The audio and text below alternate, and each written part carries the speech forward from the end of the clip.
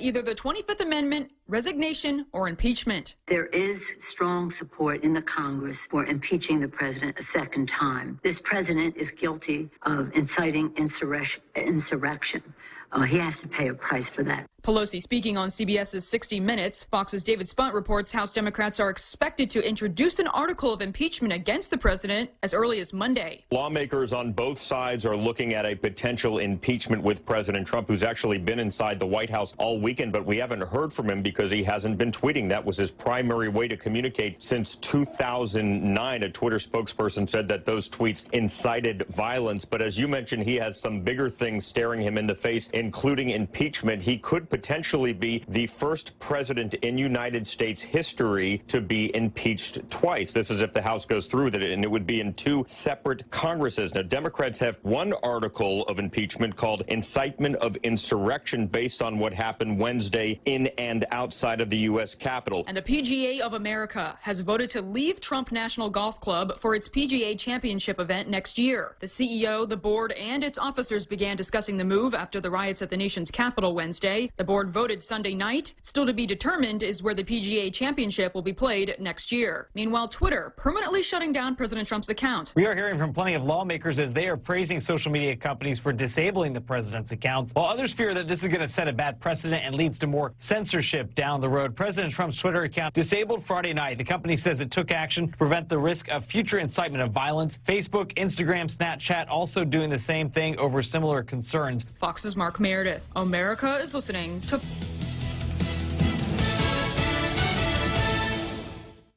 Half a day. This is Claire Manglona from Security Title with an important warning. Wire fraud is real, and home buyers and sellers are one of the biggest targets, even on Guam. When sending money by wire transfer, be sure to confirm the wire instructions by phone, not email. In this case, it's good to be suspicious and know who you're dealing with. Let the professionals at Security Title work with you to minimize loss due to wire fraud. We are here to help. Are you fed up with those long bank lines? Do you wish you had a bank who gave you faster service? Well, by enrolling in Bank Pacific's new mobile app, you don't even need to wait in line. But even if you do want to come down in person, we're more than happy to see your smiling face, as long as you have a mask. Because our service is so good, we don't believe in lines. Because for 66 years, we've been making sure you get the service you deserve. Because where others put branches, we place roots. And we're rooting for you. Member FDIC. 3 people are dead after a shooting spree in Chicago. Police say that 32-year-old Jason Nightingale is behind all of the shooting crimes. According to police, Nightingale entered a parking garage, shooting and killing a 30-year-old man sitting in his car. 10 minutes later, they say he shot and killed a female security guard before firing at a 77-year-old woman getting her mail. The Chicago man is accused of stealing a car, driving to a store and trying to rob it before killing a 20-year-old man inside and shooting an 81-year-old woman as well. She remains in critical condition. Fox's Alex Hogan. Plus, following the violent protests at the Capitol last week that left several people dead, Washington, D.C. Mayor Muriel Bowser has put the city under a state of public emergency until the day after President-elect Joe Biden's inauguration. Speaking Sunday on CBS's Face the Nation, Mayor Bowser reveals some additional action she's planning to take. Later today, I'm going to send a letter to the President of the United States asking that he declare a pre-emergency declaration for the District of Columbia that will allow for further federal coordination. The inauguration of President-elect Biden is just 9 days away. Plus, a Minneapolis police officer who criticized the department in a magazine article after the death of George Floyd has been reprimanded. Colleen Ryan spoke to GQ magazine after the death of George Floyd in late May and criticized the department for having what she called a toxic culture. Disciplinary records made public on Friday show the officer received a letter of reprimand on December 2nd. Ryan was an anonymous source in the June 10th article, but the Star Tribune reports her name was made public in records released on Friday under a court order that's part of an ongoing human rights investigation into the department's practices. In his disciplinary decision, Police Chief Madaria Arredondo said Ryan should have sought permission to speak to the media from the department's public information officer. Fox's Ted Lindner. I'm Mary Corsetti, and this is Fox News. Rolling sound, quiet. And action. The Ray Gibson Show, starring Senator Mona Silva Tyron as the news anchor. I'm Mona Silva Tyron, and I'll have your local news every morning. Life moves pretty fast, so stay with us to stay informed right here on The Point. Also starring Jerry Roberts as the Better Business Training Guru. Get out there and do something good today, like listen to us, Monday through Friday, 6 to 10 a.m., where we go extra for you. Produced by the real Joe Cruz. And your warm and intelligent host, Ray Gibson. It's the Gibson Stream of Consciousness. All the players and all the games with cameos and calls from the most interesting people like you. We'll see and hear you right here on your talk radio superstation. This is The Point. The Ray Gibson Show was filmed before a live Facebook audience. Buying a house, apartment, or condo, selling your home or property, or maybe you're renting a house, apartment, or condo on Guam. Whatever your real estate needs are, you can count on the professionals at Horizon Properties to take care of you. Call Horizon Properties at 646-7616 or 777-7792. You can also visit them at horizonproperties.com or follow them on Facebook at Horizon Properties Guam. Maria Miller and the professionals at Horizon Properties. All you need to know in real estate. Welcome to Tall Tales with Bob Klitzkie, the only show on talk radio where common sense is a lot more common.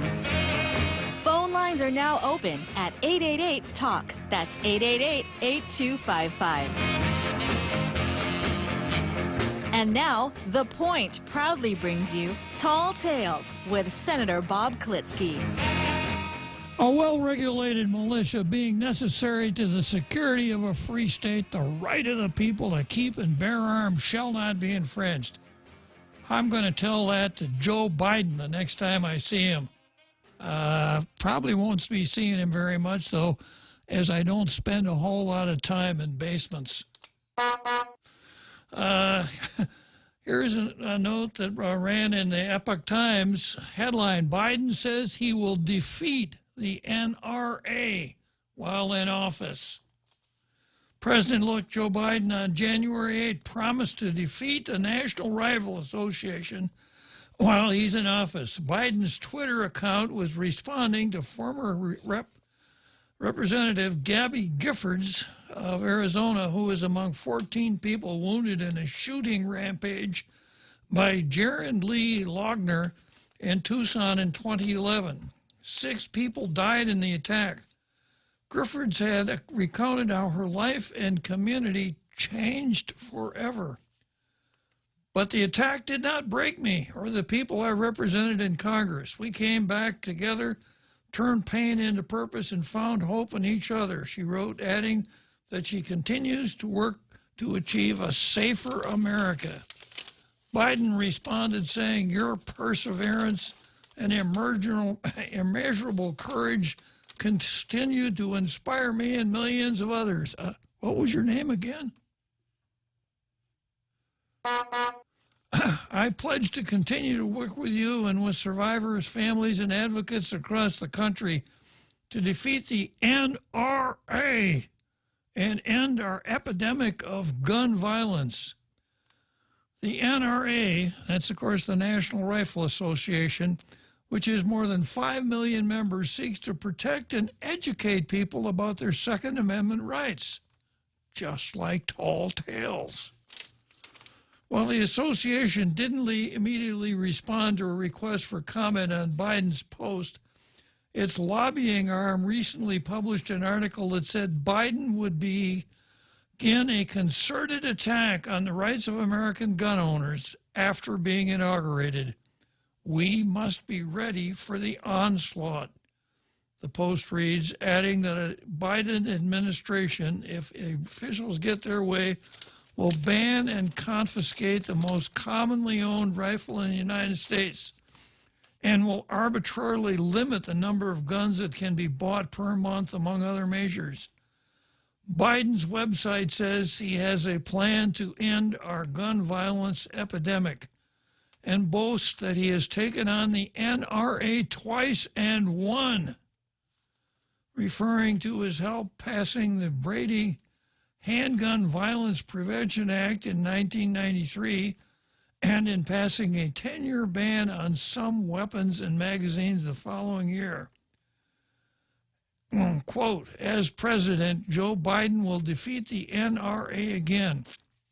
The site states, some of the proposals include banning the manufacture and sale of so-called assault rifles and high-capacity magazines, restricting the number of guns one person may buy per month to one, and prohibiting people convicted of hate crimes from owning guns. Jim, are you listening? Jim Moylan? Hate crimes. Jim is big on hate crimes. Yeah, so big on it that he changed his middle initial to W. Okay, back to Joe Biden. Joe Biden will defeat the NRA again. I just have one thing to say with respect to Joe Biden. I'm going to read it to make sure I get it exactly right. Am I going to have to Janella you? Please don't Janella me. Here's what I'm going to say. Here's what I have to say to Joe Biden.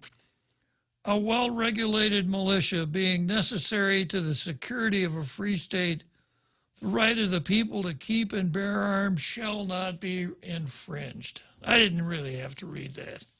I got it down pat. So we embark on another voyage on the good ship Tall Tales. And let's go straight to Zemi. We got a lot of work to do today.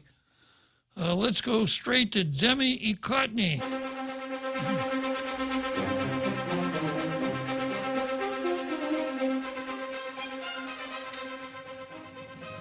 And, of course, we got the usual boilerplate from the Daily News. Vaccinations produced in record time and delivered to states, but administration lags. In business, it's better to underpromise and overdeliver. But when it comes to getting Americans inoculated with Wuhan virus vaccines, the Trump administration appears to be doing the opposite. Well, I got to give this guy a lot of credit here. He got into the second sentence of his editorial before he started bashing Trump. He somehow got past the censors at the Daily News with a performance like that. Okay, let's turn to the Post. The Post really knows how to write an editorial. And I'm going to have to do my Rush Limbaugh imitation again today. You've heard Rush say this on his program. He goes like this. You know, I don't like to talk about myself on the show, but this time I have to. This time it's about me. How was that, Jose? I almost felt like Rush was in the room. Uh-huh. Okay, here's an editorial from the Daily, as you were, from the Post. Government transparency put to the test and refusal to release job evaluation. And trying to get elected for office, politicians have been known to promise they would be transparent and open about the decisions they make on the public's behalf. And when elected officials get seated, no politicians openly admit they really didn't mean what they said. But in some cases, and for certain elected officials, the attempt to keep the public from knowing what led to their decisions, such as approving pay raises behind closed doors, is something they'd fight vigorously to defend. In the process of trying to keep the public from accessing public records, some go to the extent of hiring an attorney at the expense of the government to stop the public from accessing government records. This issue is at the center of the ongoing battle for access to public records that, are you ready for the sound effect here?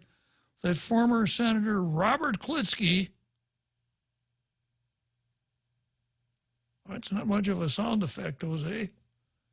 What are you looking for? I thought I'd leave that up to you.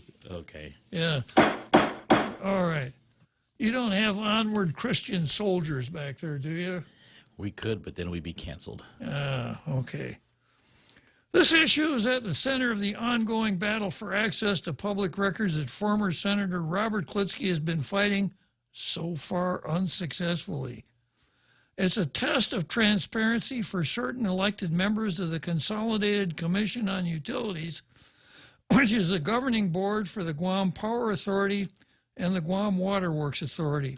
For months now, Klitzkie, a former judge pro temp, has been on crusade to get the CCU to release records, including a job evaluation and recorded discussions about it that led to the pay raise of the infamous attorney for GWA.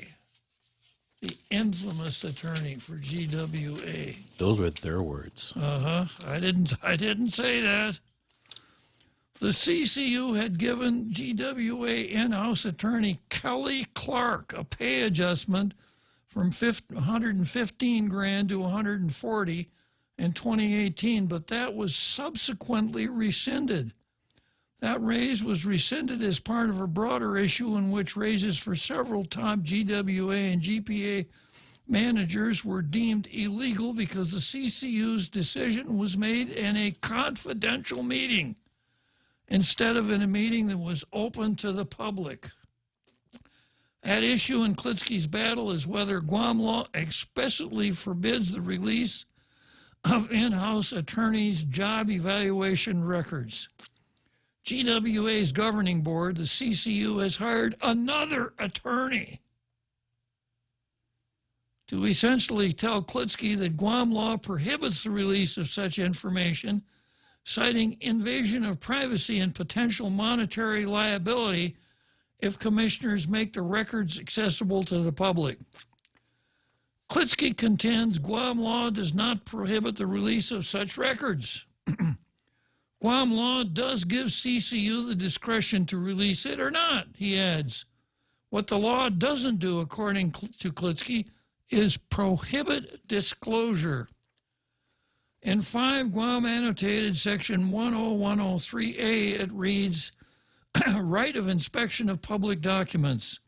Every person has a right to inspect and take a copy of any public document in Guam, except as otherwise expressly prohibited in law and except as provided in Section 10108 of this chapter, which is not expressly prohibited in law. That's the discretionary part. Further, it states in 10108, except as provided in 10109, nothing in this chapter shall be construed to require disclosure of records that are any of the following. C, personnel, medical, or similar files, etc. All information regarding salary and the name and worksite and mailing address of each employee and public official shall be public record. The language does not say CCU is prohibited from releasing public records. But the CCU can deny access to records if it chooses a path of non-transparency. That's an easy one for them. You know, if they had a copy of Robert Frost's book, The Road Not Taken, out there at the CCU, they'd burn it. They would not have anything like that. The CCU can deny public records if it chooses a path of non-transparency. The CCU previously decided to release the job evaluations of the GPA and GWA general managers, a disclosure clearly required by law. And it's worth noting at least 2 CCU commissioners, Michael Limtiaco and Simon Sanchez, have taken a stand that all job evaluations at GWA and GPA should be made public. In fact, the last time around, there was a vote, and those 2 voted in favor of release, as did Francis Santos. So the records were released. However, 3 commissioners, Joseph Duenas, Judith Gussertz, and Francis Santos, have voted in favor of a rule that gives a manager or employee the option of refusing to authorize the disclosure of his job evaluation. In Klitzkie's battle, he has given the CCU a deadline of January 13 to show good faith and acts of government transparency. It will be interesting to see if Duenas, Guthertz, and Santos will come through on the side of the public. Now, before I go any farther, I better handle a ministerial duty this time around. I don't have any trouble at all giving these guys the coveted blue star. There it is.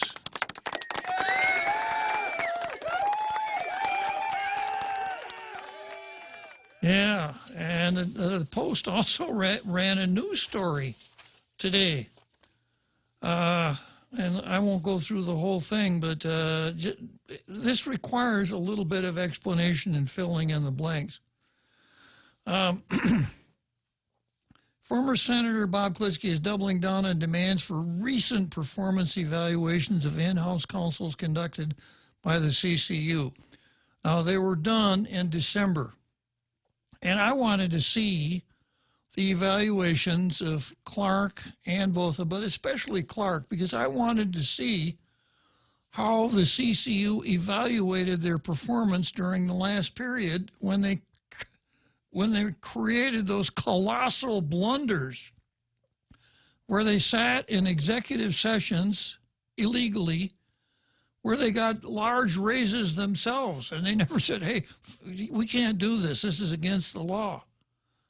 I'm sure you remember that. And then after this was discovered, BJ got involved and found out that they'd done it several times. The Attorney General got involved and said, you can't do that, guys. You got to collect that money back. And the CCU really cracked the whip then. They made Kelly Clark pay it back at $25 a payday, which means it's a 7-year low interest, no interest loan for him. So I wanted to see how that performance was graded in the evaluation that was done in December. There was one other item that I thought would require a certain evaluation, and that is that after I submitted my sunshine request for those evaluations that had been done concerning the November 2018 performance, Kelly Clark wrote me a nasty letter picking a fight, telling me he was going to sue me. So I wondered, is this commendable behavior for employees of the CCU? Is this the kind of thing that gets an employee a raise? Is it the kind of thing that gets an employee a reduction in salary? Or is it the kind of thing that the CCU just doesn't want to talk about? And since they're playing hardball with these evaluations, I can conclude nothing but they don't want to talk about it because they probably are covering up that they're condoning the gigantic blunder and the picking of the fight. That's why they don't want to release these evaluations that they did in December. They went one farther than that. They created some rules as to how they're going to deal with sunshine law requests in the future. And in the rule, they said, as far as folks like Clark and Botha, only if they would consent could the evaluations be released. So Lee Weber from the Vigilance Committee wrote and said, can you show us how you complied with the AAA on that, the Administrative Adjudication Law, which must be complied with if you're going to create rules that have an effect on the rights or liabilities of the public. So they wrote back. Francis Santos wrote back and said, we didn't have to do that because our rule doesn't affect the public. What can have a greater effect on the public in general than a restriction on the public's ability to use the sunshine law? I mean, this was just dead wrong. Sanchez once and Joey Duenas once took it upon themselves to answer sunshine law requests, even though the requests are directed to the commission, and even though the commission, of course, is a corporate body. It acts by calling meetings and taking votes.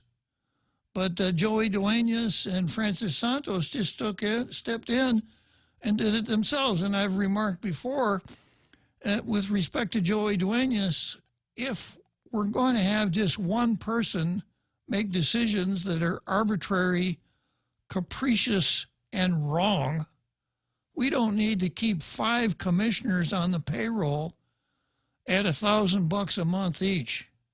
You know, we could get that guy that hangs around out in front. He could probably handle that one. We wouldn't have to pay him anywhere near $1,000 a month. So that's where we are, and I'm glad that the Post is on this and sees it clearly, because this is a battle that has to be fought by everybody who wants to know what's going on in the government. This whole thing about, you know, somebody, as an example, someone is at midnight in an official police vehicle when he's off duty and drunk, gets in a $12,000 car accident. And the chief of police says, I can't talk about that. It's a personnel matter. There's no can't there at all. There's nothing that prohibits government officials from talking about these matters. It's, I don't want to talk about it, but I'm looking for cover, so I'm not going to tell you what the law really says. I'm going to tell you what I want the law to say. So it's time we really crack down on this hide the ball, and this is a perfect place to start with the CCU. So I have a logic question. Certainly. Do all salary increases come with a evaluation report? Interesting question, and that's one that I address in my letter. Perhaps I'll just turn to that part of my letter that I haven't read on the air. Let me see if I can find it. Yeah.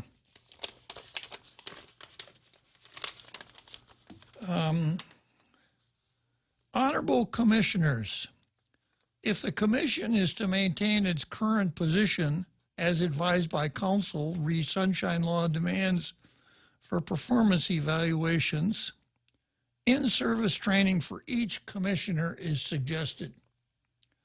I recommend the study of the following disciplines: telepathy, astrology, numerology, divination, and horospy. And then I go to a later part of the letter here.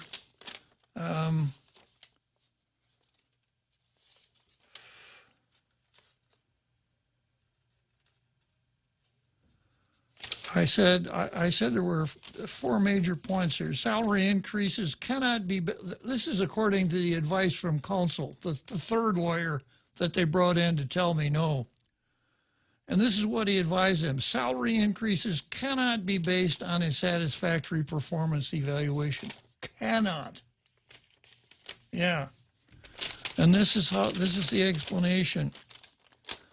Counsel would have you believe that setting salaries for the GPA and GWA lawyers takes the form of a childish parlor game where the participants are required to guess what the other gamesters are thinking without talking to them. Here's his recommendation. Counsel posits a gag rule that prevents commissioners from discussing the performance of counsel in the process of dealing with their salaries. Quote, references to the employee's evaluation should not be made to include the evaluation made of an employee. What? Yeah. So putting it all together, we have a statute at 5 GCA 10108C that says all information regarding salary and the name, worksite, mailing address of each employee shall be public record. And at 8111A, under no circumstances shall a public agency hold an executive session to discuss salary levels, or salary adjustments of any employee or officer. All such discussions or decisions must be held in public meeting and minutes shall be kept and open to the public. Yeah. Okay, so we know, you know, even Clark knows that. You know, the old saying is, okay, let's take a short break here.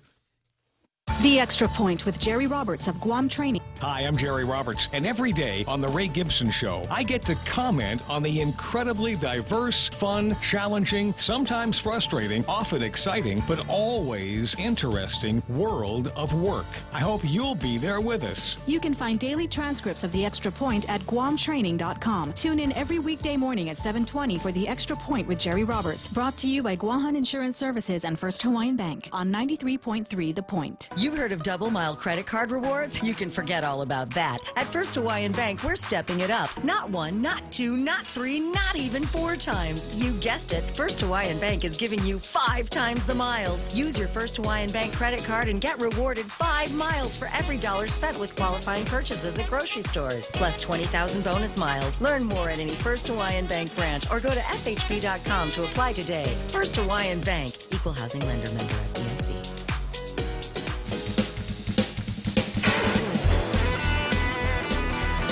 And now, back to Tall Tales with Bob Klitzkie, the one radio show politicians don't want you to listen to.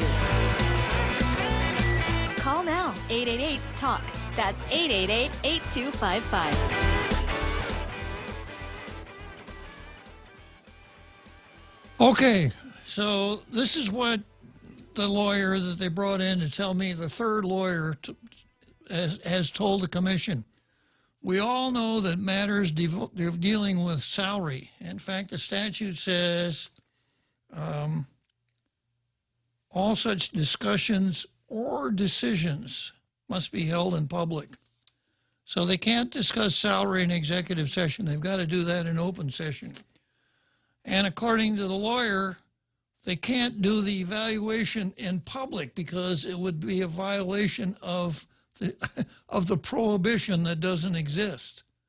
So they can't discuss, they can't do the evaluation in public, and they can't discuss it in public.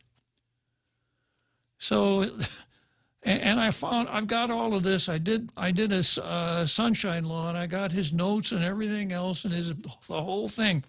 So he says what you have to do is go into executive session and discuss the evaluations, do the evaluations, you know, write them up and everything like that, and then come from executive session back to open session, and then you can discuss salary. But you cannot discuss the evaluations. I'm sorry. Yeah. You know, there's a lot of gymnastics involved here. Well, you know, the name of the show is Tall Tales. And I occasionally like to, you know, be sarcastic or facetious or things like, but I'm not making this one up. You didn't hear the horn honk once as I was explaining this. I think he's vying for your job. Yeah, so, and that's why I said, so you've got 5 commissioners that go in with Clark and they go through the whole thing. Well, you know, Clark, you know, Kelly, that was really something when you picked a fight with Klitzkie there, you know, that made a lot of really interesting newspaper reading, so we're going to give you a little bit. Well, no, we can't give you a raise for that. We can't even talk about that in here, sorry.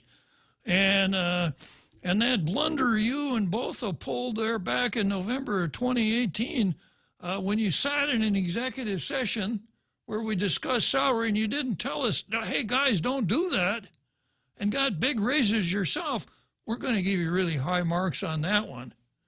So they finish all that. Okay, now we finished the evaluations. Let's go back into open session. So they get up and go back outside. Joey Duenas bangs the gavel. The executive session is now over. The CCU is now back in session. Now let's discuss salaries, okay? Anybody have anything to say about salary?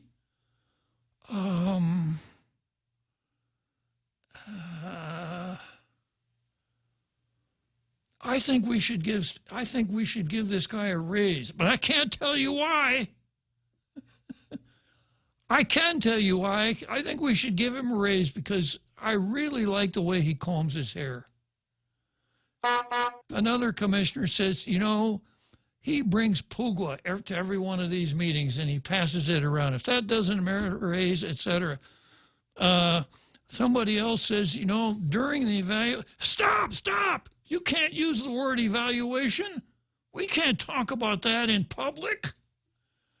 So that's why I facetiously suggested to them that they need to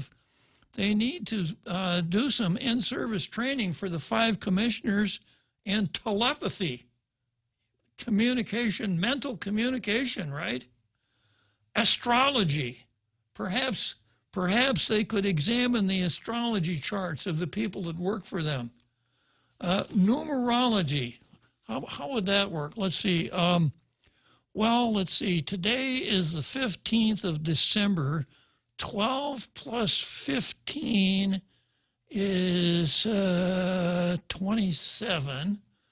And and he's been with us for 17 months. We add those up. We multiply by the square root of his car license number. Oh yeah, that's how. Yeah, he's entitled to a raise. We worked it out. We worked it out through numerology, divination, which is a form of haruspicy. Haruspicy, I have it here. In the religion of ancient Rome, a haruspes, plural haruspices, was a person trained to practice a form of divination called haruspicy, the inspection of the entrails of sacrificed animals. So they could do it this way. Instead of discussing the performance evaluations of these 2 lawyers, somebody could go out and slaughter a pig and bring the pig in and put it on the table where they hold their meetings, and they could dig around and examine the entrail. Oh, yeah, whoa. You see the way the intestine comes past the liver? That looks like a $2,000 raise. I mean, this is how silly this is. Who in his right mind would ever think about giving a raise to someone without taking into consideration his performance? Especially when you're talking about $115,000 employees, you know, top-notch, high-paid employees, and you're going to deal with their salary one way or the other without even talking about their performance. Talk about theater of the absurd. It just doesn't get any more absurd than that. So I offered.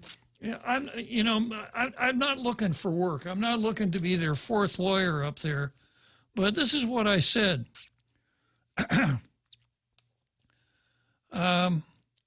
Unless the commission wants to go on record that there is no correlation between performance and salary, the only sensible interpretation of sections 10108C and 811A is that the phrase all such discussions dealing with salary means all conversations to include performance evaluations that were used in arrival of the number.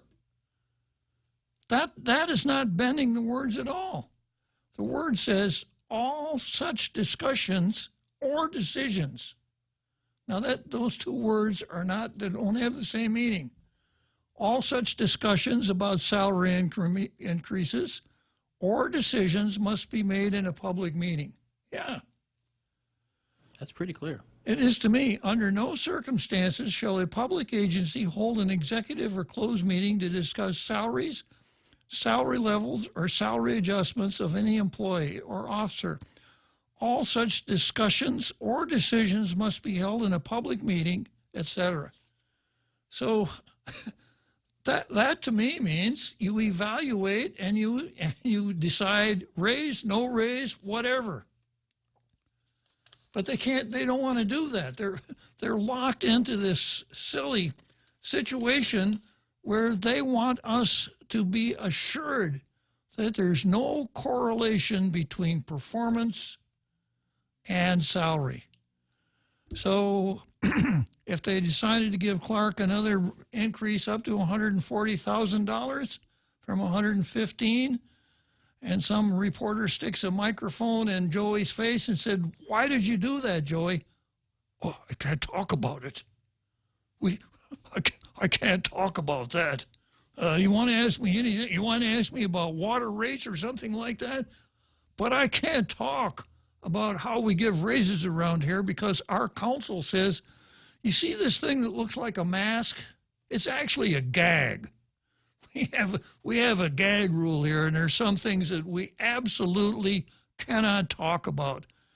Any suggestion that a performance evaluation has anything to do with salary, the liability could be in the trillions, in the millions. That's what council said. The liability could be in the millions. So I asked for the recent evaluations of the two lawyers. 2, documentation showing the astronomical damages accruing against commissioners the last time evaluations of council were provided to citizens who demanded them per sunshine law. And I know what the answer is going to be. There were none. And 3, any documentation related to 2. So how do people get so far off track? And I got to blame the lawyers. They have not been well served by lawyers, and going all the way back to November of 2018, right up until today. They are not being well served. I think maybe I made my point. I got another Joe on the line here. Should I take a break before I entertain another Joe? Okay, we'll get to you right after the break, another Joe. It takes all of us to protect Guam. Join the Guam Visitors Bureau in our social media campaign series aimed to protect our island and each other in this COVID-19 era. Participate in the Protect Guam movement by wearing your mask, showcasing Guam's heroes, staying active, and downloading the Guam COVID Alert app. Post and share your content with us. Use the hashtag ProtectGuam, and you could win $100. It's that simple. Check out visitguam.com for details. Let's reclaim our lives, our economy, and our tourism industry. Okay, Google. Hey, Siri. Hi, Bixby. Go ahead. I'm listening. Open the Point app. Opening. Live stream, on demand, swap stations. Check out the visual radio. Get the free app available on the App Store and Google Play, or go to thepoint.gu. Tall Tales with Bob Klitzkie is brought to you by Mezcla. Mezcla Chamorro Fusion Bistro and Mezcla Dos are open for takeout and delivery services. More details, call the Hagåtña location at 479-2652 or Mezcla Dos Upper Tumon at 646-6295. Get your Mezcla fix at the comfort of your home.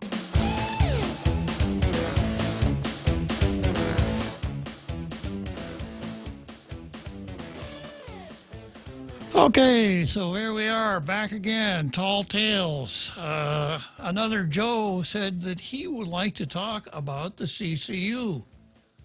Maybe another Joe is an expert in haruspicy. Are you a haruspic, another Joe? If so, they could probably use you out at the Nelson Building.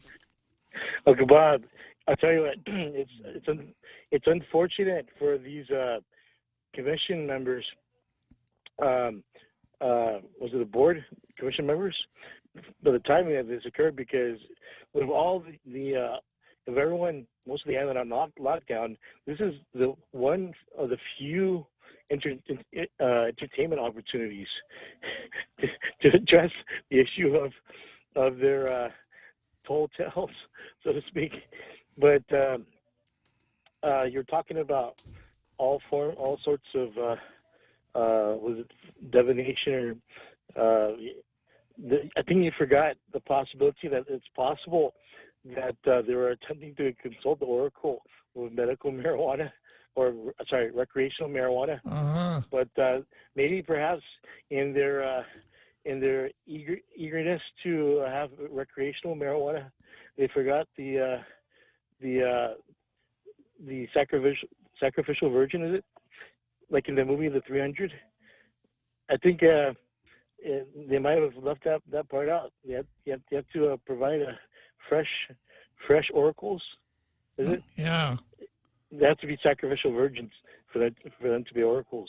Well, So, picking up on what you said about entertainment here during the lockdown, yeah, I understand that there's some talk amongst the members that they're talking about taking their entertainment on the road. Can you imagine a Broadway play?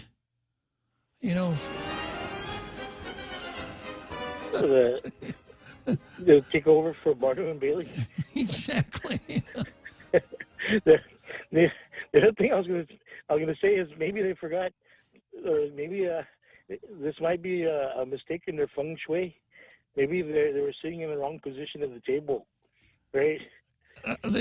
Given their performance, they should be sitting under the table. They should be hiding so that no one, to avoid embarrassment. I wouldn't want to be seen with those characters. Oh my gosh!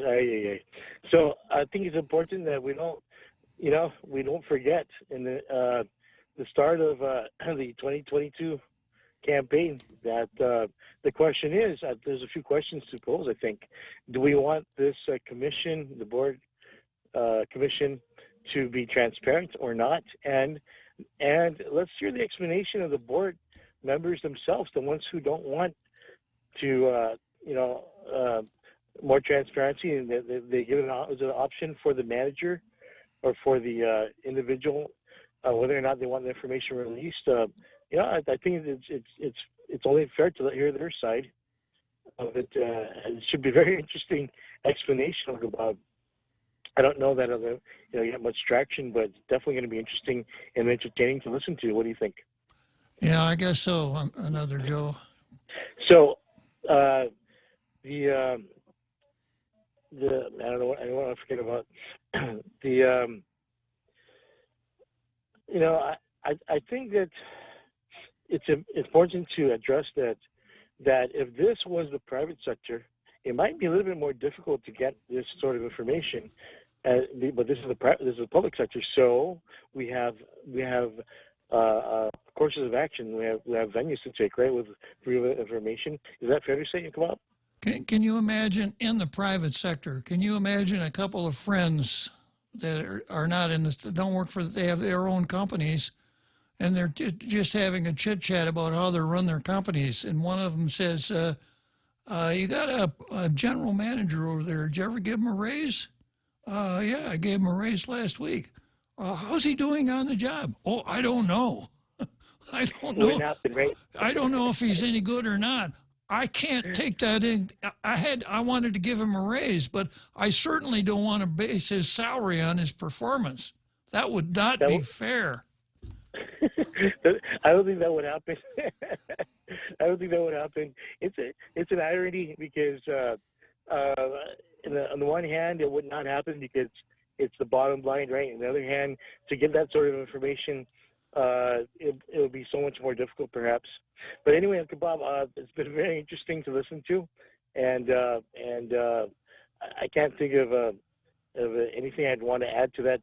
I think I'm waiting to see if you're going to talk about this issue of the Capitol and President Trump. But I'm not sure if you plan to. But anyway, I'll just keep listening, Kabab.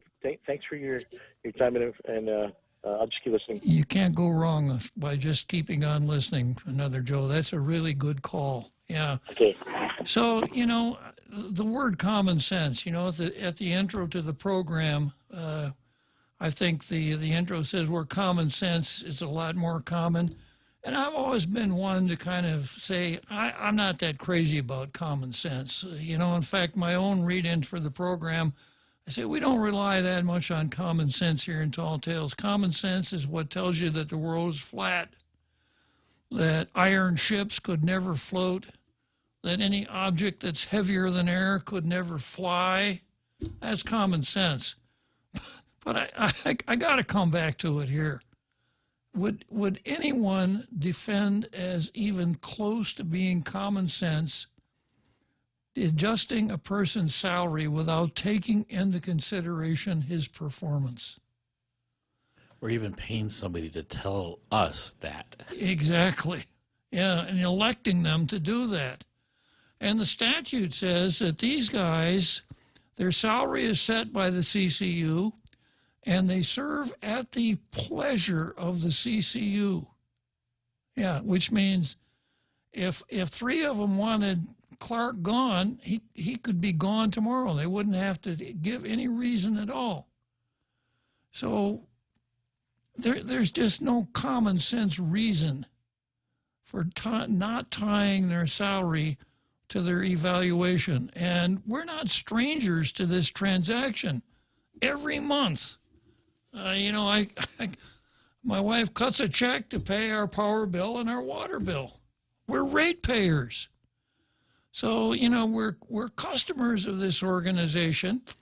And then when you come to the equity in the corporation, the ownership, we own it. It's a public corporation. But Joey wants to run it as though it's a private lodge, like it's the Elks Club or something like that. And we have the worthy green dragon and the worthy red dragon and, everything. Well, I can't really tell you too much about the worthy dragons because it's all confidential. But they're really high and they're really important in our private lodge. That's the way they're running this outfit, as though it were some kind of a private club. I don't want to say anything about the Masons because I don't want to give the Masons, I don't want to make a bad comparison with the Masons. You went there first. Yeah. But that's what they're doing. So even I have to come back to the C word. This defies common sense, what you're doing, guys, unless you want us to believe that the CCU is governed by cronyism. Yeah, hey, let's give him a raise. His brother is my cousin's Pari. Oh, really? Oh, yeah. How much do you think? Well, 5,000? Yeah, okay, yeah. But if you give that one for him, then over here, this guy and I, we went to high school together. Oh, okay. And since we can't talk about performance in the meetings, we're covered because no one can criticize us for setting these raises based on some kind of a non-merit assertion as to how much public money we want to give them. Yeah, I have to come back to the C word. This just is not common sense. And this morning when I was talking with Ray about, the editorial, et cetera, and, the deadline for production of the documents, Ray wanted to know, well, what are you expecting? And I said, I'm not expecting it, but it would be really nice if there were an outbreak of common sense at the CCU. How much time do they want to spend getting wrapped around this particular axle? I have not been an anti-CCU guy. I've been one of their champions. I think they've done pretty good work. And I think that in most cases, we're pretty fortunate to have 5 folks like the 5 that we have out there who are knowledgeable folks. Both Joey and Simon Sanchez have been on the Public Utilities Commission before. And if you talk to either one of them, they really understand public utilities. They've obviously done a lot of reading, et cetera. They're really sharp on that. And the other 3 people, Professor Dr. Judith Guthertz, former, and it's interesting that somehow Joey got on there. He's never been a senator. It's like a former senator's club. So I think they've done a pretty good job of running those utilities, but why do they want to waste their time on something they obviously know nothing about and continuously blunder and make themselves look foolish and waste political capital that they're really going to need? They've got Clint Rigel, who's on them like white on rice most of the time. If Clint could have his way, he would pull the plug on all of the generators tomorrow and we'd be on 100% solar power tomorrow. So they got that battle going on all the time. They have other things that are really important that they need to deal with. Why do they want to waste their time on something they know nothing about, that they're doing so wrong, that's costing them so much credibility and so much political capital? It makes no sense. I guess the one good thing that I see is Mike Limpiaco and Simon Sanchez, who somehow are able to, I suppose you have to even compliment them just for staying on board in the face of this kind of idiocy. But there you go. That's Jemmy Cotney for today. The CCU attorneys just called. They said they're uncomfortable with you revealing this evaluation you have of theirs without their permission. Yeah, I think that I've heard this rumor that with respect to even talking about their, not revealing the contents, but even talking about the fact that they exist. I think that both lawyers and the third lawyer have made an appointment with Tello to enact a statute that says no talk show host should ever talk about these evaluations without clearing it with these guys first. Yeah. Tello's big on that. You got to clear it with her first. So there might be a natural bonding there between Tello and these guys. All right, let's move on to the card. So I got a long card. We got a lot of work to do today. So I got program notes here. I've got an item that's been on the card for a couple days. Mayor's Council sides with crook, not cops. This is the executive director of the Mayor's Council coming out with a ringing endorsement for Jesse Bloss. And then we had some testimony from Vicki Lynn Manglotnia, Brenda Kinnian, and there's more. I've got more to add to it that will just show you the character of Angel Sablon. This is the Ron Popeil of stories. Yes. But wait, there's more. There's more. Yeah. So I think we're all going to wind up with great admiration for Angel Sablon, for his willingness to stick with his friend through thick and thin. Okay, then we got the GOP is calling out the professional politicians, and Frank Bloss has answered. Yeah, Frank Bloss, Republican. He's come out, he's not so sure about this part-time legislature. And Joe San Augustine sings the same song, but what the heck? Joe San Augustine's a Democrat. What do you expect? And then we've got Robert Underwood, who decides to take on talk show hosts. Yeah, I wonder if perhaps he's laying the foundation to run for a seat on the CCU, since he can't get elected to anything else. Maybe he'd fit right in out there. And then we take a look at this $268,000 man, Dr. Cabrera. And then and an item that, let's see here.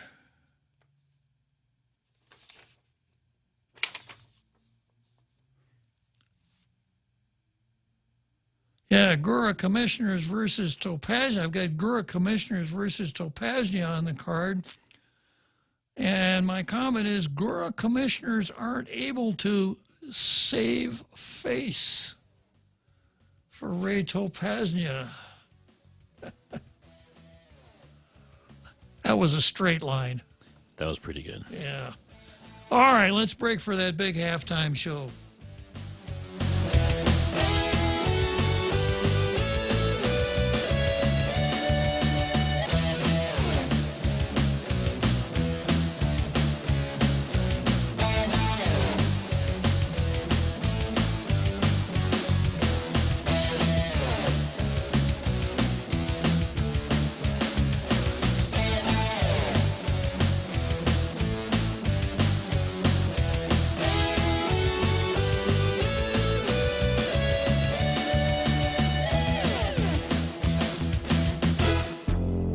Point is KUSG, Hagåtña, Guam, 93.3 FM and 104.3 HD3.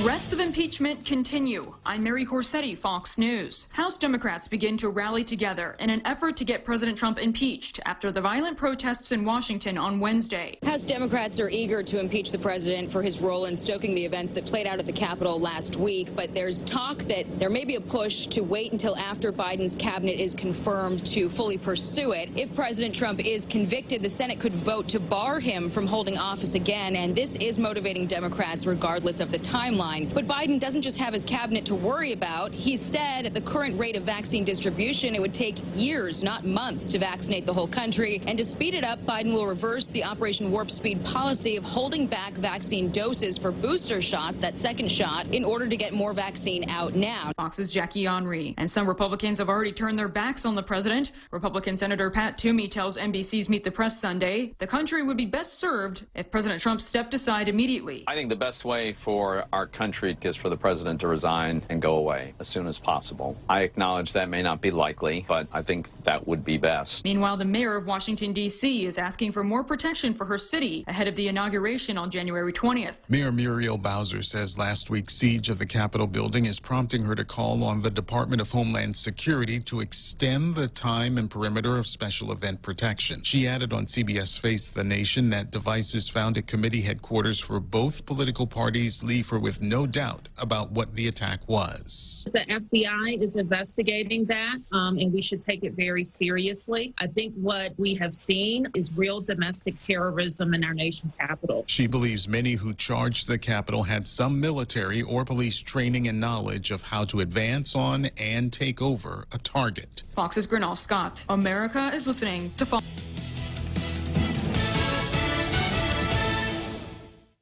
Are you fed up with those long bank lines?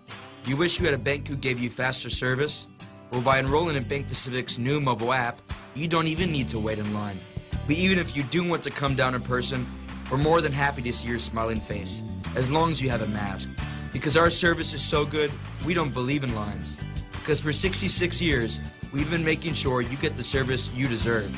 Because where others put branches, we place roots. And we're rooting for you. Member FDIC.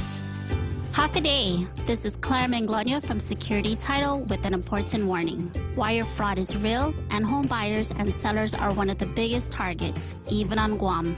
When sending money by wire transfer, be sure to confirm the wire instructions by phone, not email.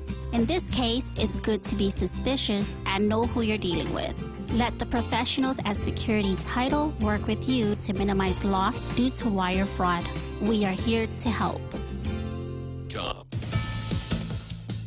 Pope Francis calling for peace in the United States. For the second time in 2 days, Pope Francis has spoken out against the deadly riot that took place at our nation's capital last Wednesday. In his Sunday address, the pontiff said that violence is self-destructive and that nothing is gained by violence. The Pope also offered prayers for the 5 people who died as a result of the storming of the Capitol building by supporters of President Trump. Francis called on both U.S. authorities and ordinary citizens alike to calm things down, promote national reconciliation, and protect democratic values that are rooted in American society. Fox's Karen McHugh. And House Speaker Nancy Pelosi on CBS's 60 Minutes blaming the president and continuing her push of threats of impeachment if he does not resign. Sadly, the person who's running the executive branch is a deranged, dangerous president of the United States. But he has done something so serious that there should be prosecution against him. However, Republicans argue impeaching the president could further divide the country. This as Google and other big tech companies drop the app Parler from their app stores for fear of inciting violence after the riots in Washington. The latest moves from Apple and Amazon to boot Parler from their platforms could really deal a major blow to the quote-unquote free speech app. Amazon is threatening to suspend Parler from its web hosting services in a move that could take Parler's website offline completely unless it finds another web hosting service. Late Saturday, Apple banned Parler from the App Store, meaning the app can no longer be downloaded on the phones of millions of Apple users. Both companies have said recent talks with Parler, which has attracted a large conservative audience, has failed to demonstrate it can address threats of violence in the wake of the Capitol riots. Parler's chief policy officer says the company is being targeted because of of its large conservative audience. Fox's Charles Watson. I'm Mary Corsetti, and this is Fox. Rolling sound, quiet, and action. The Ray Gibson Show, starring Senator Mona Silva Tyron as the news anchor. I'm Mona Silva Tyron, and I'll have your local news every morning. Life moves pretty fast, so stay with us to stay informed right here on The Point. Also starring Jerry Roberts as the Better Business Training Guru. Get out there and do something good today. Like listen to us, Monday through Friday, 6 to 10 a.m., where we go extra for you. Produced by the real Joe Cruz. And your warm and intelligent host, Ray Gibson. It's the Gibson stream of consciousness. All the players and all the games with cameos and calls from the most interesting people like you. We'll see and hear you right here on your talk radio superstation. This is The Point. The Ray Gibson Show was filmed before a live Facebook audience. When's the last time you looked at your homeowner's insurance? We buy a homeowner's policy and never give it another thought until something happens. Life brings changes, and our coverage needs can change. The smart thing to do is get the answers and level up our insurance to make sure we're totally protected. That's the Insurance Extra Point. Get out there and make something good happen today by calling Guahan Insurance Services at 475-1162 or visit us at the Camacho Landmark Center in Tamuning.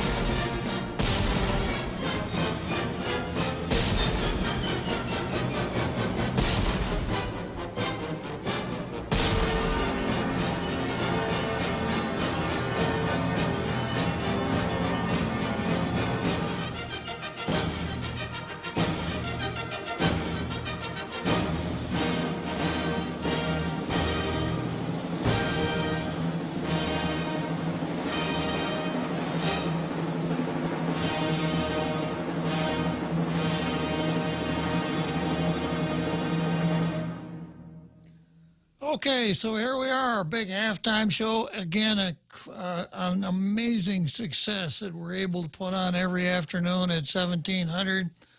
We are now in the second half of Tall Tales, and I continue on with the card.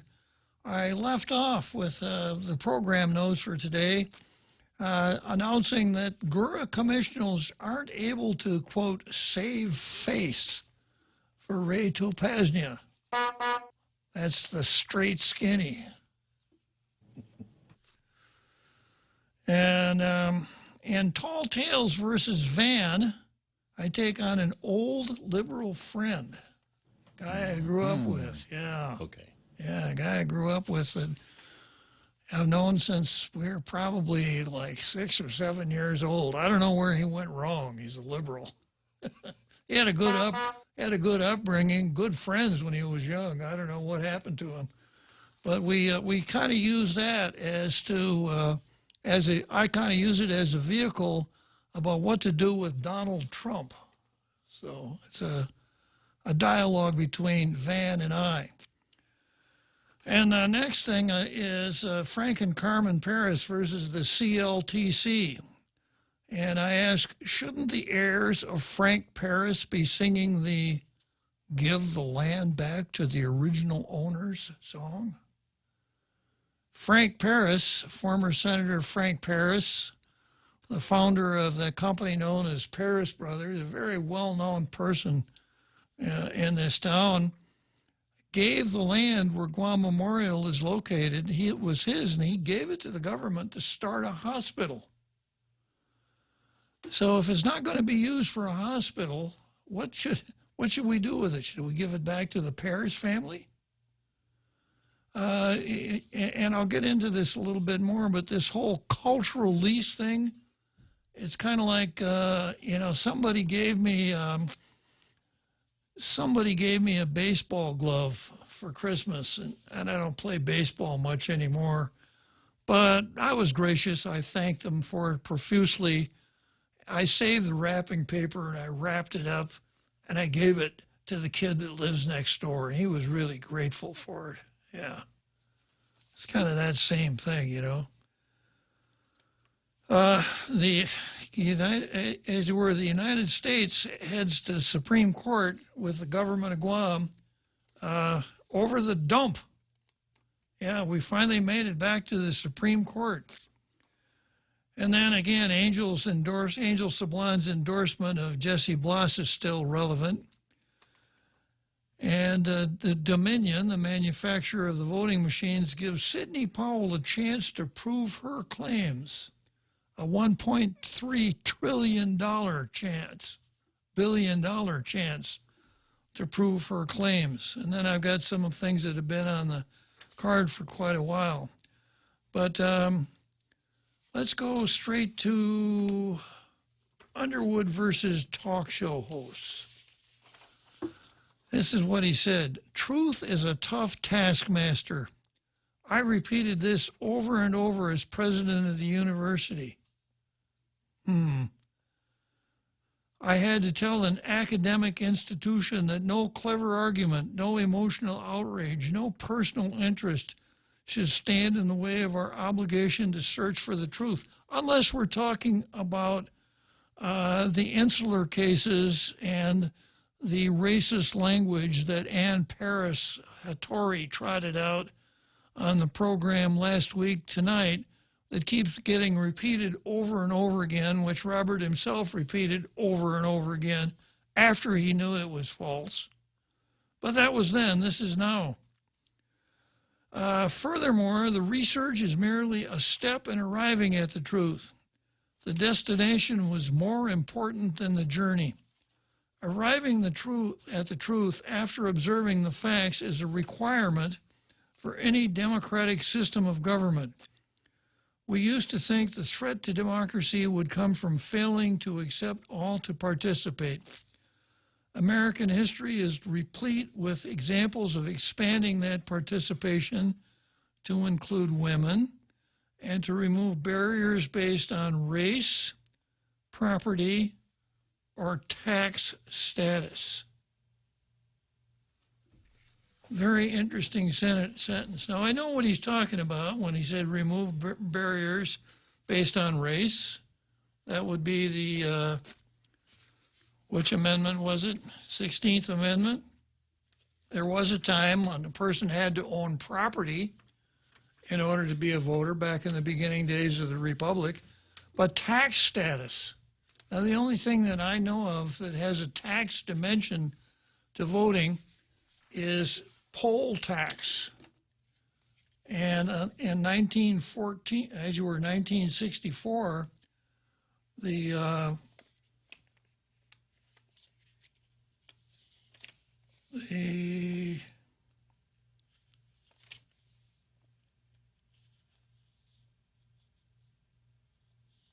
what amendment was that?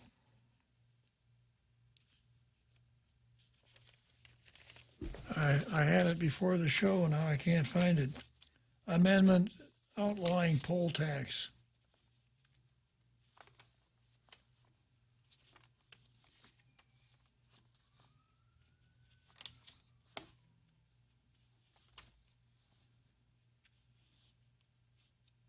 $24th. I think I'm missing that page. That's probably why I can't find it.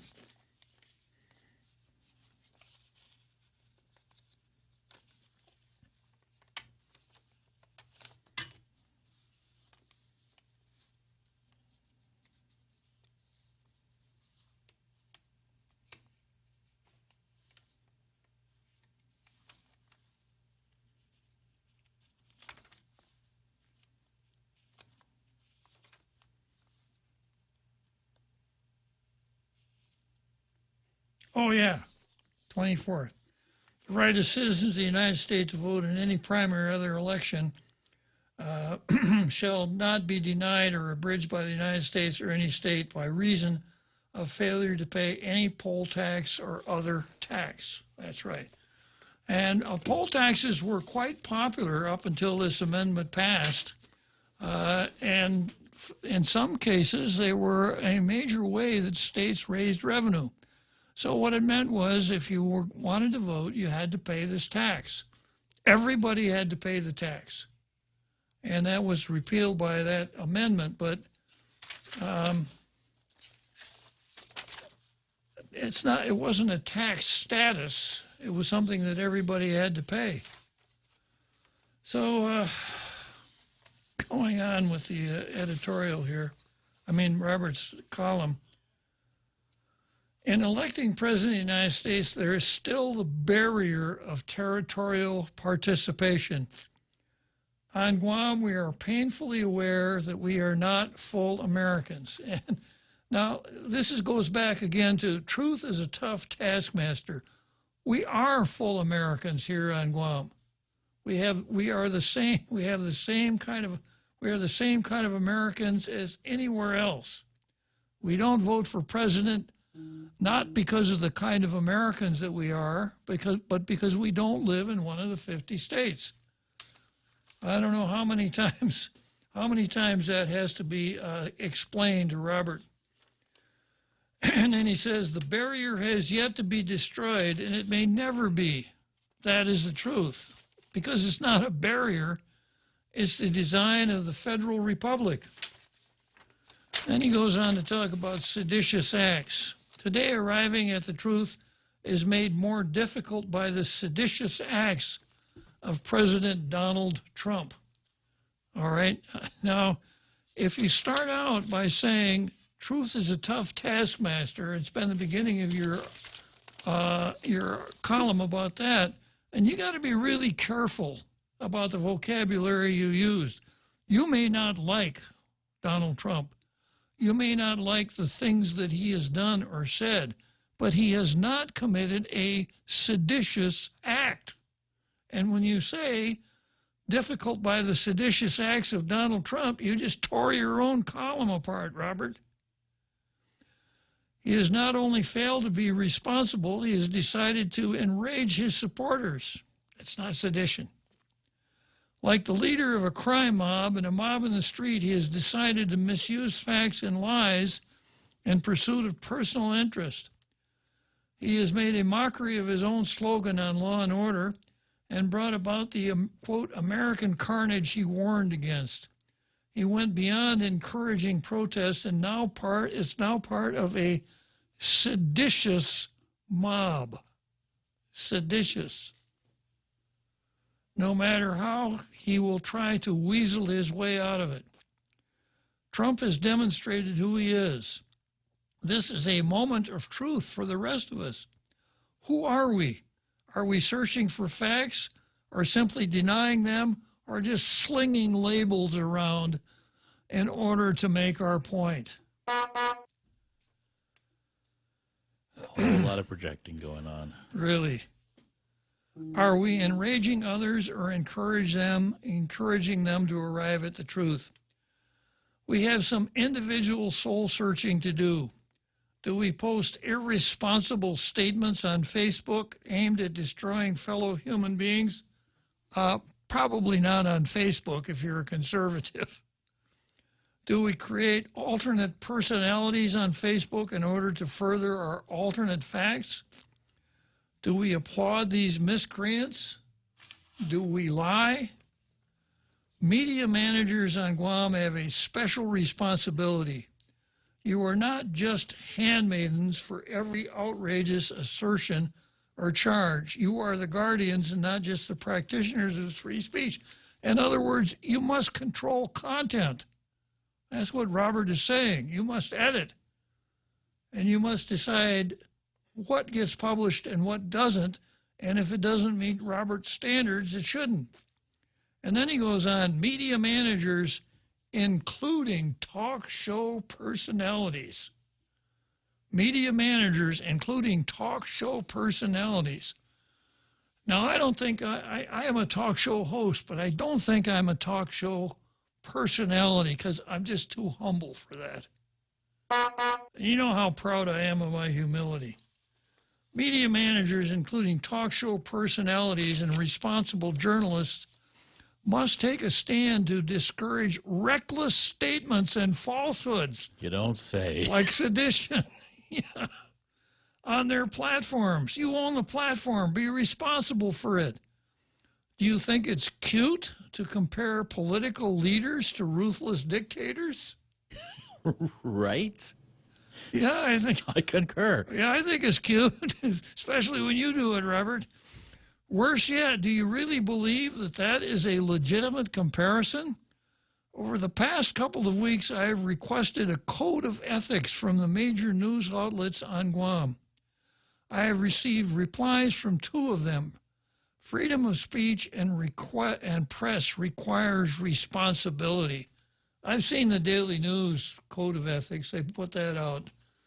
Of course, we know that it was something they produced themselves, right? The fact that it says Gannett all over doesn't mean anything.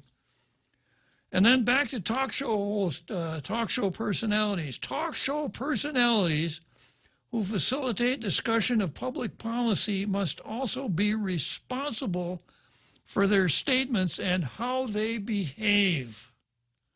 They cannot hide behind humor or deflect responsibility to those they put on their programs. Have courage to disavow what you know is an outrageous statement or post on your program. Okay, I'm going to do that right now. Let's see here. Today, here's something I just read in the paper. Today, arriving at the truth is made more difficult by the seditious acts of President Donald Trump. I got to put a stop to this. I should have never read that. Because Donald Trump may have done a lot of things. He may have done a lot of things that made a lot of people angry. But he did not engage in sedition. So taking a page from Robert's book, I've had enough. I'm not going to put up with that anymore. Thank you very much. If we are not all involved in the search for truth, we will be overwhelmed by lies. Right now, this is our moment of truth. I learned I can't remember who told me this, but a long time ago, somebody told me that if you want to be self-righteous, the first thing you must do is you must be righteous. You can't be self-righteous. It went from perspective to introspective. Exactly. All right. Well, it looks like Robert lit the stack up a little bit. I've got Frenchie, another Joe, back for another ride on the merry-go-round, and our Carl. Frenchie wants to talk about Joey Duenas and false flags, but I think what I'm going to do is I'm going to work with our Carl and another Joe because they want to talk about Robert. And maybe we'll finish Robert, then we'll go back to Joey Duenas and false flags. Okay, so starting out with, boy, I got to be careful here, with the most dangerous man in the room. Now, be on notice here, our Carl. I'm going to keep this handy as my kind of my own rule book here. Talk show personalities who facilitate discussion of public policy must be responsible for their statements and how they behave. They cannot hide behind humor or deflect responsibility to those they put on their programs. So I can't deflect responsibility just because I'm letting you talk on this program, R. Carl. Hey, good afternoon, Bob. And Jose, and your audience, your Tall Tales Truth Posse.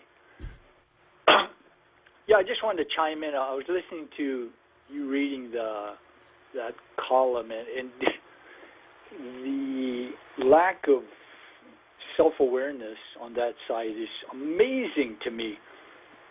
All this outrage over something that happened recently, in the Capitol, and completely ignoring what happened just a few short months ago.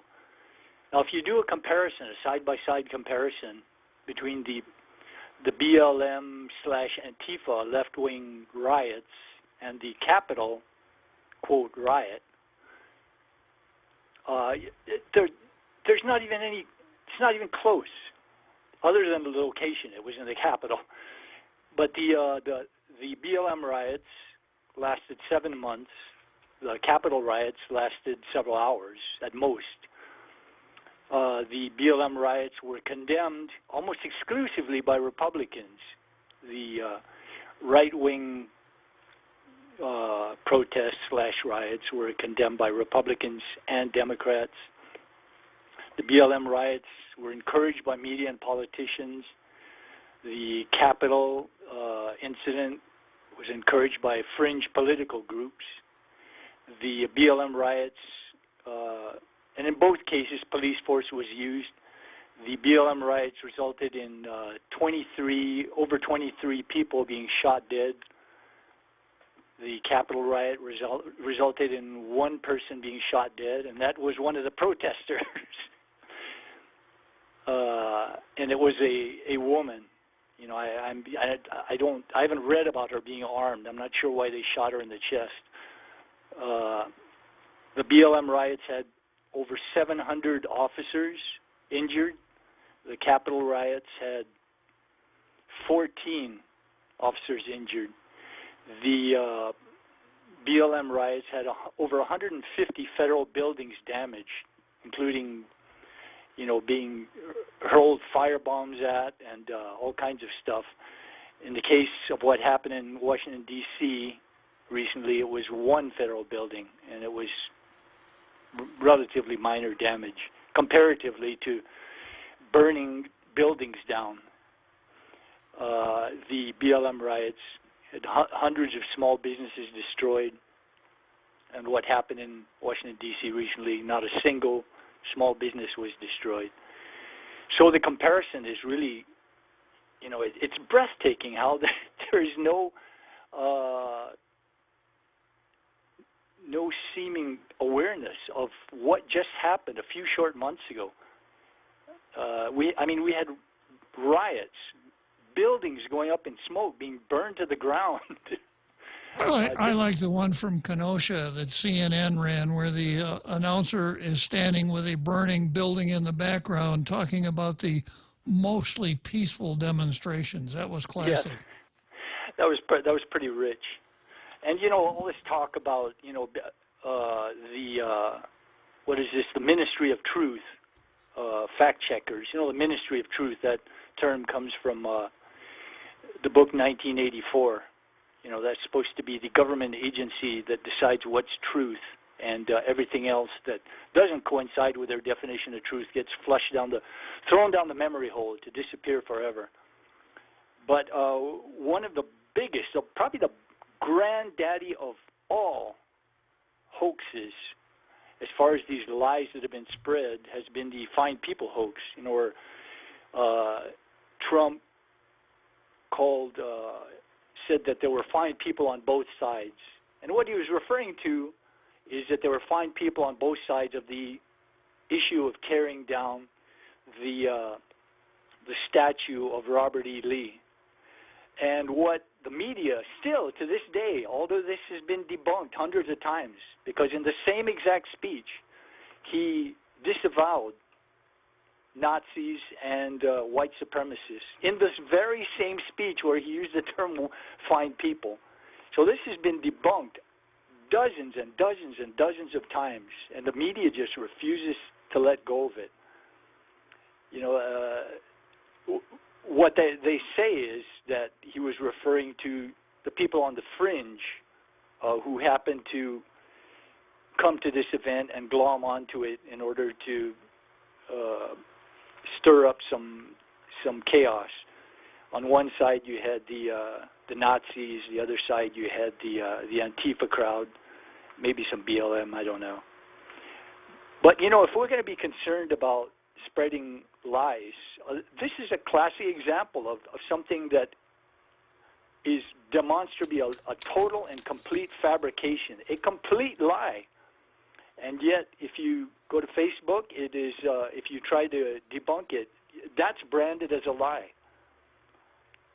So I don't trust this Ministry of Truth, you know, and their attacking of posts and things like that. Why don't they bring this Ministry of Truth concept to the millions upon millions of books and magazines and films and documentaries that are presently circulating around America and around the world? There's all kinds of things that are not true there. You know, how do we survive? How did we survive for decades reading books that often have falsehoods in them, and magazines, and there are millions of falsehoods. They need to bring this concept, this Ministry of Truth concept, to all of society if they really want to be, if they're really sincere about it. You know, and they're not. But anyway, that's just some of my thoughts about it. Okay, our Carl.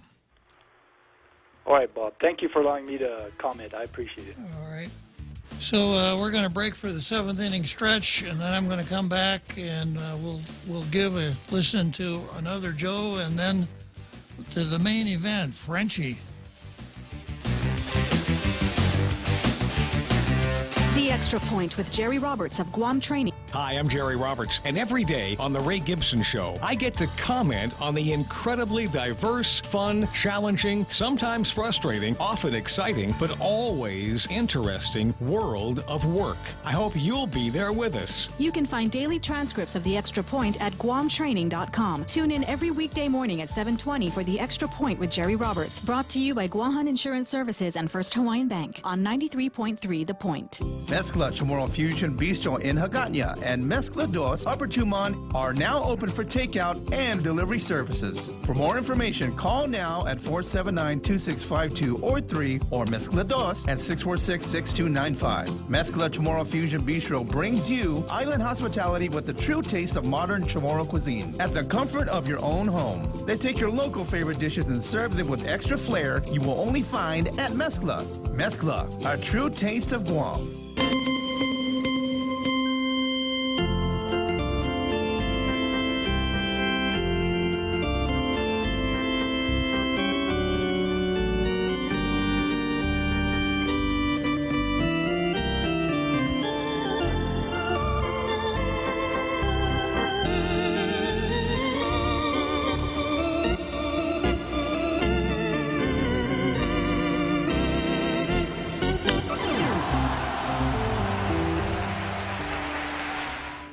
Hard-hitted ball, center field, Wrigley Field, Chicago, Illinois. And as I'm out there chasing that ball around as it bounces in the bleachers, who do I see? Another Joe. Good afternoon again, another Joe. Are you enjoying yourself out here in the center field bleachers? Oh, you betcha. Okay, Bob. So with Robert Underwood, he's characterizing Trump as seditious, and I know it was during the halftime show that or I don't know if you said it. They were suggesting that Dominion was giving the opportunity for the lawyer to make her case. That's right.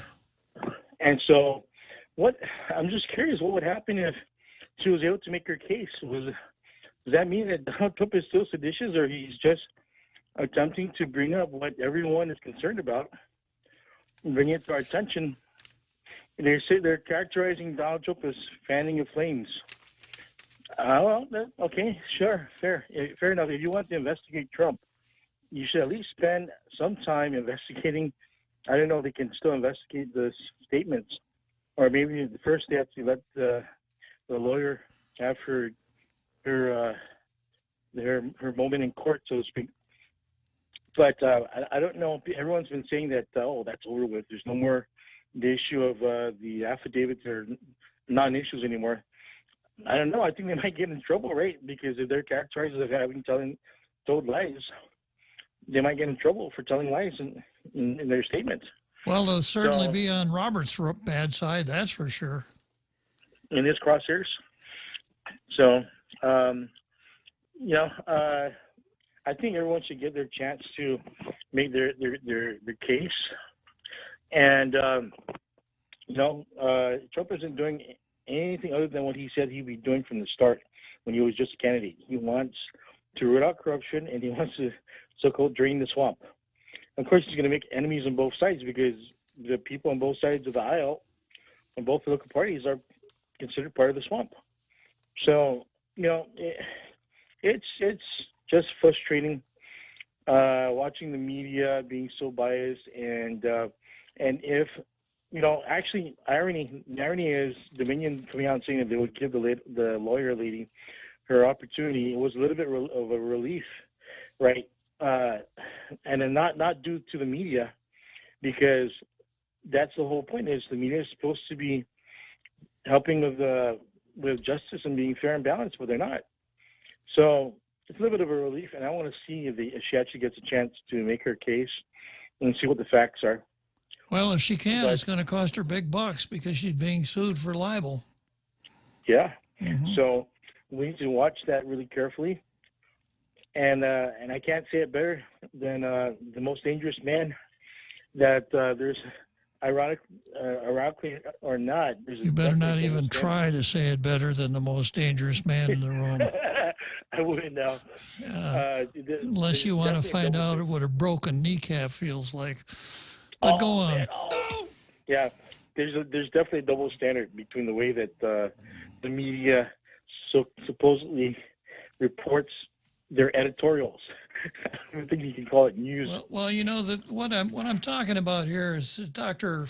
Robert Underwood's column here. He starts out really talking about the truth and research and duties and responsibilities, and then he launches into he makes clear his extreme case of TDS and accuses Trump of seditious acts and on and on and on. And then he comes back again to responsibility in the media.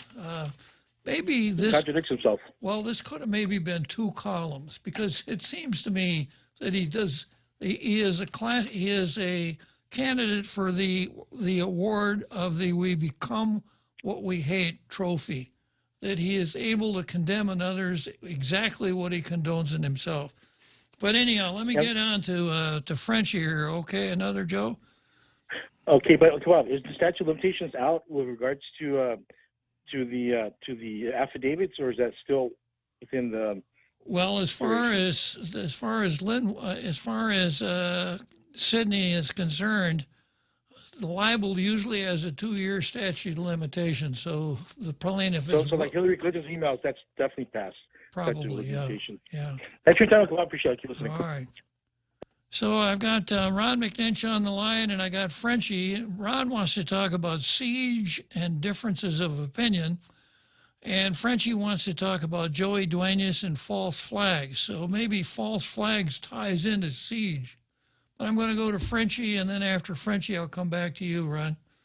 Good afternoon, Frenchie. Good afternoon, Bob. How are you? Fine. Yeah, I was over the weekend. I was going over some pictures from last year. Right before the Red Queen locked us down in our own home. There was an event where a lot of Catholics attended, which was a busy weekend for Catholics. We had the visit of Bishop Schneider, which your wife was very active in bringing over, and also there was the giving of the pallium for Archbishop Burns. And so on that Sunday, after at the cathedral, after the ceremony, Archbishop Burns made a little party in the back of the cathedral and received most of the people that were attending the celebrations. And during that time, I was engaged in a very, very active conversation with the nuncio, who hailed from Tanzania, and also Bishop Schneider had visited Tanzania, and all that. So we were exchanging our African experiences, and talking quite a lot. And then from the corner of my eyes, who do I see coming, trying to sneak in the group? was Joey Duenas. Joey, if you go at the cathedral often enough, you'll notice that he's always like to hover around what he perceives as people in the know. And it was kind of funny watching. And then finally, actually, your spouse came and take Bishop Schneider because the Archbishop wanted to talk with him. And so the group dissolved. And right after that, I run into who else but Joe Duenas' spouse, who I happen to like and get along fine with. And so Joe came in right away to try to talk to me. And so after the social niceties, I said, "Oh, by the way, I hope you will take Senator Klitzkie's recommendation and try to be more open in the way you administer the CCU, since you're in charge." And he said, "Oh, well, this was an understanding. We are all for clarity and openness and everything." I say, "Oh, well, I'll take you to your word." I guess a year later, you can tell that he was lying through his teeth. Or like they say in North Africa, he was lying like a carpet salesman. And so that was funny because I was going through those pictures, which one of my good friend, Mr. Gray, who with whom it's never we sometimes have a gray area here on we didn't have the gray area on Tall Tales, but it's almost a daily occurrence. Yeah. Yeah. So anyway, that what came up to that, and listening to your opposition to what's happening at the CCU, this came back in saying, and I thought it was very revealing of somebody who's psychologically in need of being liked and respected, but does everything else to the contrary. A little bit like, those kids that always want to be in the center of the conversation and pushes grandpa over in order to be in the middle of the conversation. So I know that one very well, Frenchie, because I've been both the kid and the grandpa. So this is what my take on Joey Duenas, and I feel sorry for the little man, So anyhow, now false flags. I think we've seen, and you called it right last week when you said that the Democrats will try to milk that incident the best they could, and we know they always do. And then, of course, now that we have an unholy alliance between the technocrats of the big national government, the big tech oligarchs, and of course the banksters, which is a term that was started in the 1930s, by the way, and but is still very much true. And now we have all their lackeys in the drive-by media and in the education racket business, which is what I call higher education nowadays. It's an education racket business where indoctrination is more important than teaching kids. You have, something which was obvious. There were Trump supporters that were irate and got caught in the moment. But you can tell from some of the people they've arrested that you had Antifas and others that were in there that were up to no good, and they were trying to do exactly what we've done in those color revolutions overseas. And they have succeeded. And again, like in Maidan in Ukraine, a certain part of the media and people in the deep state are using this as an excuse to do the exact opposite of what they should have done. And like Carl was saying, it's amazing. It's the same people that were absolutely silent for 6 months where the country was burning, when there was rioting, looting, shootings, and of course nobody concluded that Antifa was a terrorist group. But now suddenly the Trump supporters are all white supremacists, even though 40% of Latinos voted for Trump, 20% of blacks almost voted for Trump. It's totally occulted. And what we see happening in our country right now, it's not far from what we saw in the 60s and early 70s in China. It's very similar, at least in the technical side of things, to the Chinese Cultural Revolution. There is a browbeating of the opponents. There is a denunciation by every organization in the States of the people that are deemed as enemy of the people. And this is exactly what you see. This is what Robert Underwood is doing exactly in his piece. And it is funny that it is Underwood that is accusing other people of inciting violence. And while his minions have been doing this on Guam for 25 years.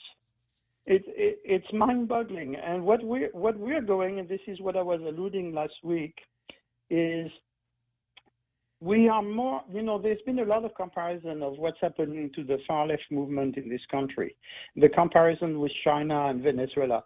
But actually what's happening is more in line with what's happening in the European Union, is a total loss of almost all liberties under the guise that you're fighting hatred. We will start taking down or circumventing, and this is, I think, what they're going to do, circumventing the Constitution. And then later on, when they have full powers, they would pack the Supreme Court, so then you won't have to fight for the Constitution anymore. It would be null and void. And we've seen it in France in the last 2 years with the Yellow Vest movement, where people were arrested by the thousands, people were prosecuted by the thousands, and you have people in France, including journalists, that have been put in prison for long periods of time, while you have all the crooks, the drug dealers, and the far-left movement that are left all around the country to run wild. And it's happening in Germany with Pediga. It happened in Great Britain. And let's not forget, one of the main reasons there was a Brexit is that the British were sick and tired of getting the European Court of Human Rights telling them what to do in their own country and overriding what their own parliament had decided. And you see it in Italy. You see it in Italy, in Spain, where there is a resurging nationalism because people are fed up. But the governments have been slowly eroding the birthright of people, of freedom, of deciding who they want to elect and everything, and circumventing everything with the help of outside influencers. And I'm not going to name them, there are way too many. And this is exactly what the Democrats, what I call the International Socialist Party, and you will make the connection with the previous one, is actually doing. And this is what they are doing. They're going to try to browbeat people. Don't underestimate the threat. Bob Underwood, in his column today, is a perfect illustration of what's going to happen, not only in the United States, but also here on Guam. This is exactly what those people are doing. They're accusing. This is what used to be called during the communist era under Stalin, the reverse accusatory. Reverse accusatory is where you accuse your opponent of the things you are doing yourself. And when you remember the Stalinist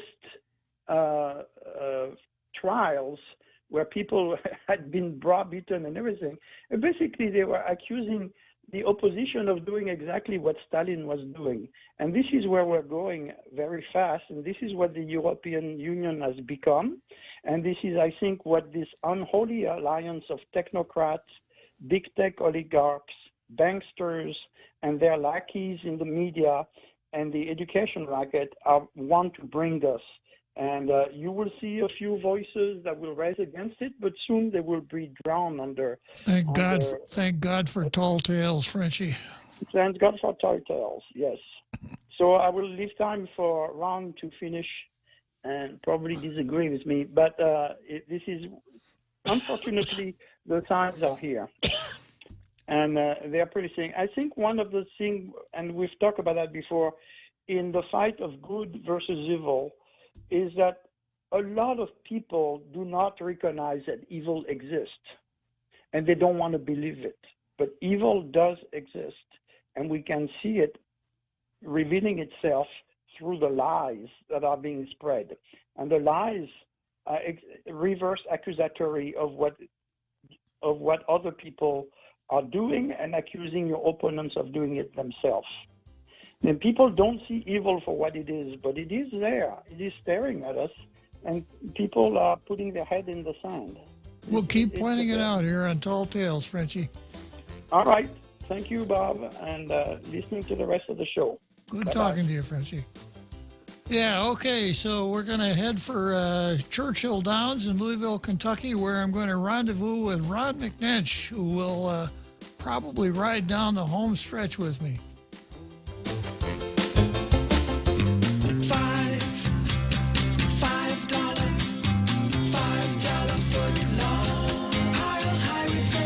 They're back.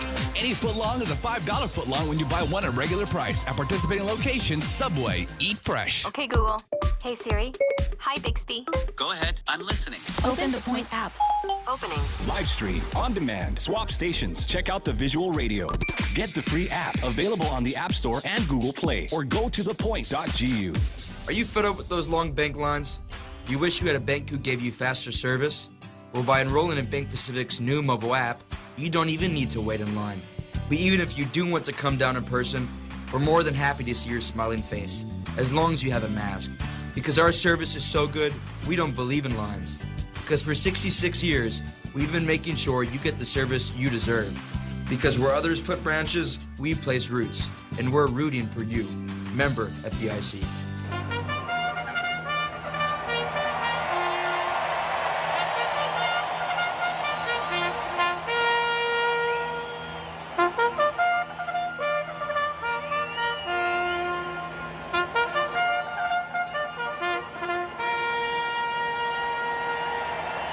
Churchill Downs, Louisville, Kentucky, not that far from Georgia and the Georgia Peach.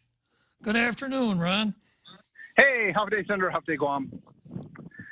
Yeah, I agreed with most of what your previous caller just stated. I think that we have a very serious problem in our modern society, centered around these crazy social media technologies and things. I think that also we have a national media who they all seem absolutely committed to not telling the truth or saying things that are exactly opposite the truth. And the thing about the Wisconsin riots and the burning and how it was a mostly peaceful riot, when we allow people to get away with those kinds of gaslighting mischaracterizations, it's simply not healthy for our society in general.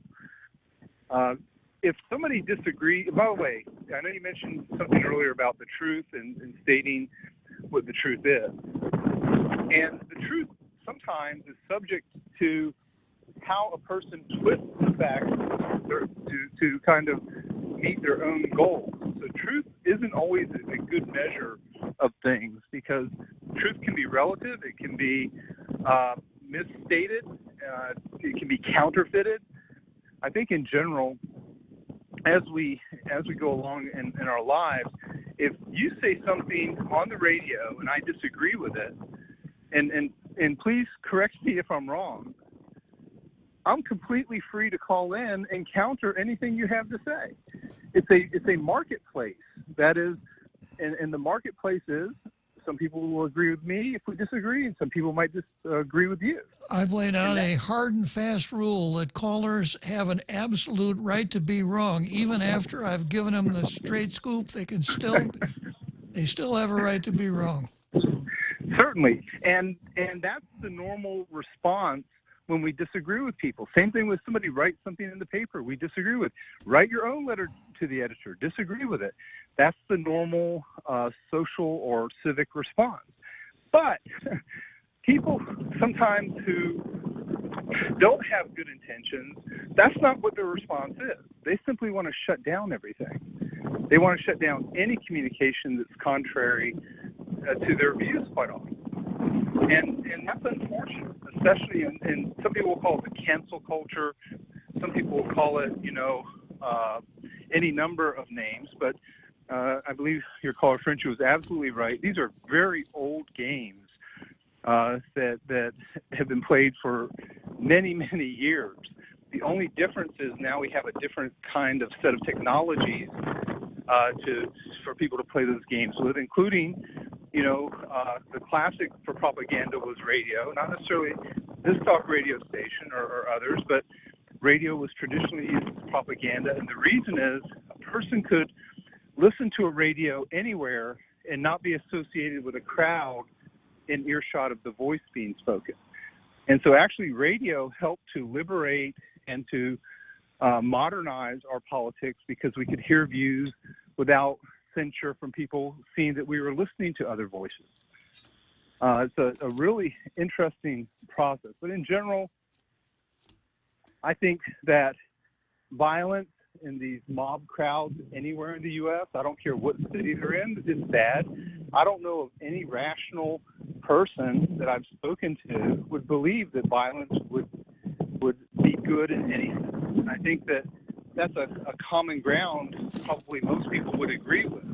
But what bothers me was none of this violence was checked. As it was stated earlier, none of the violence was checked earlier this year. It was like burn, baby, burn. We're going to attack the federal court buildings. We're going to do this. We're going to do that. And by the way, the court is the judiciary. It's the third branch. It's not the president. The president simply had marshals there to protect the court buildings.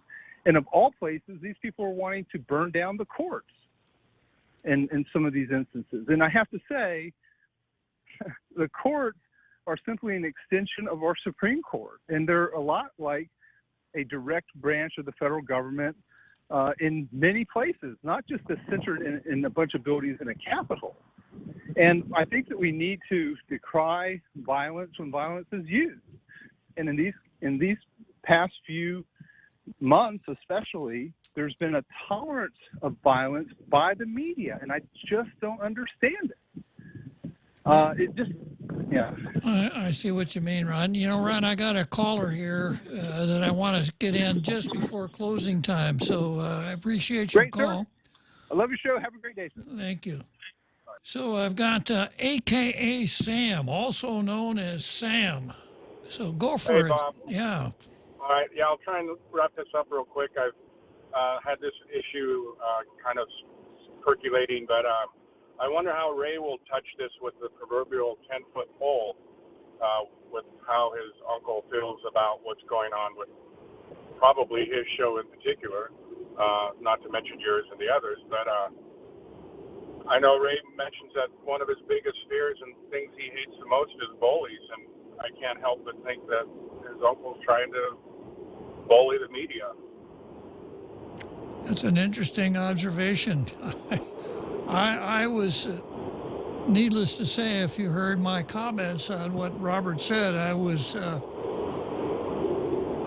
not favorably impressed with the tenor of what he said, the juxtaposition of the principle that he laid down, and then his own rap in the very same column, and then something that actually sounded sort of like what our Carl was talking about, the Truth Bureau, that, if we need to all make sure that we're only telling the truth, which means that if there's a difference of opinion, there's a kind of a right side of it and a not so right side of it. And the right side has got to be the truth. And if it isn't there, then we just shouldn't say it. You see what I'm saying, Sam? Oh, exactly. But the people that don't want to hear the truth aren't going to listen to what you say anyway. They already have made up their minds of what their truth, what their propaganda truth is in their position for what their schedule wants to be. What we really need is Jack Nicholson to say, "You can't handle the truth." Good talking to you, Sam. All right. Have a good show. Thanks, Bob. We call tell people.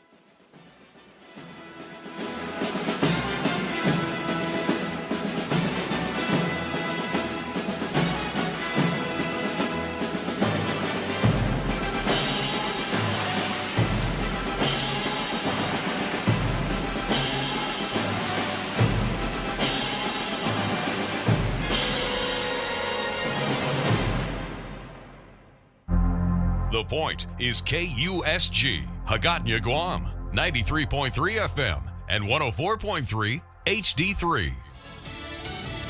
Leaving for greener pastures. I'm Mary Corsetti, Fox News. An upcoming pro golf championship will no longer be held at a Trump National Golf Club in New Jersey. PGA America is cutting ties to President Donald Trump, voting to take the PGA Championship event away from his Bedminster, New Jersey golf course next year. It comes 4 days after the riot at the nation's capital as Congress was certifying the election victory of President-elect Joe Biden.